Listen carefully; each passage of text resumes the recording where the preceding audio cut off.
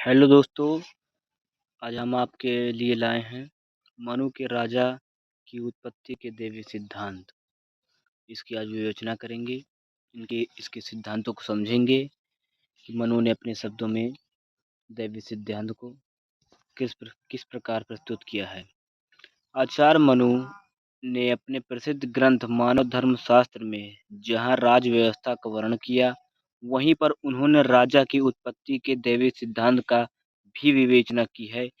वस्तुतः धर्म ही मानव धर्म का मूल मंत्र है, अतः राजा को देवत्व की स्थिति प्रदान करने का अर्थ है उसे सर्वमान मानना। इस दृष्टि में प्रायः मनु पर आप यह आप भी लगाया जा सकता है यह आरोप भी लगाया जा सकता है कि उन्होंने राजा को अधिनायक अथवा पूर्ण सत्ताधारी बना दिया है, जिसके प्रत्येक आदेश को मानना प्रजा का कर्तव्य है। प्रजा को यह प्रश्न करने का अधिकार नहीं है कि राजा का आदेश उचित है अथवा अनुचित है। उसे इसकी प्रामाणिकता पर संदेह करने की अनुमति नहीं है। राजा तो देवता के समान है, चाहे वह मानव के रूप में हो या बालक के ही रूप में क्यों न हो। उसकी आज्ञा न मानना निषिद्ध है। राजा की उत्पत्ति के दैवीय सिद्धांत को प्रामाणिक रूप देने के लिए आचार्य मनु का कहना है कि राजा का 8 लोकपालों के अन्य तत्वों से निर्माण हुआ है, जिसके परिणाम स्वरूप उसमें देवी गुण एवं शक्तियाँ विद्यमान हैं।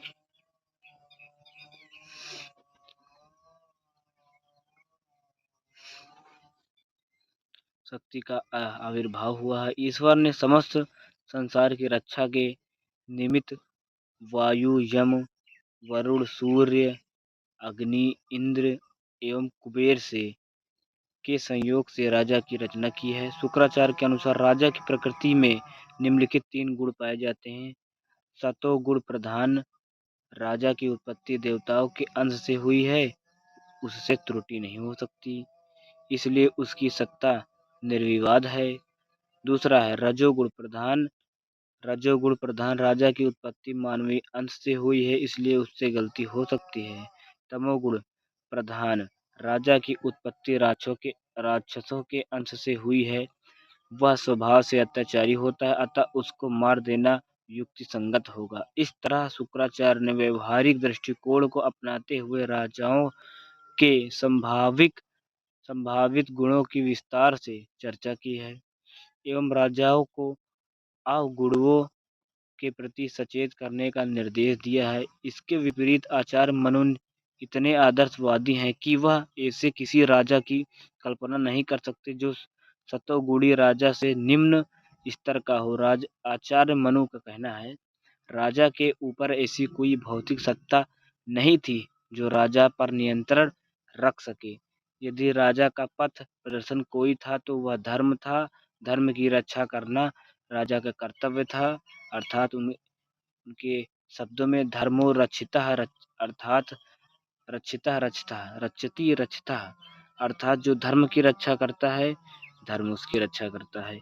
आचार्य मनु के अनुसार सर्वतो धर्मषड्भागो राज्ञो भवति रक्षितः अधर्मादपि षड्भागी भवत्यस्य हृदयस्थितः अर्थात धर्म की रक्षा होने पर राजा उसके 8वें 60वें भाग का अधिकारी ही है। धर्म की रक्षा न करने पर वह अधर्म के 6ठे भाग के लिए भी उत्तरदायी है। मनु के अनुसार जो राजा प्रजा से अपना 6ठा भाग कर जो राजा अपनी प्रजा का 6ठा भाग कर के रूप में प्राप्त करके भी प्रजा की रक्षा नहीं कर पाता, वह नरक का हो जाता है। न्याय की व्यवस्था करना राजा का कर्तव्य है। यदि वह कोई अन्यायपूर्ण निर्णय करता है तो वह पाप का भागी होता है। रामायण, महाभारत, पुराण एवं अन्य प्राचीन ग्रंथ ऐसे कर्तव्य परायण राजाओं के कर्तव्य परायण प्रजा के उदाहरणों से भरे पड़े हैं, जिन्होंने रूठी हुई राजलक्ष्मी को मनाने के लिए प्राणों की बाजी लगा दी। धन्यवाद। Thank you guys.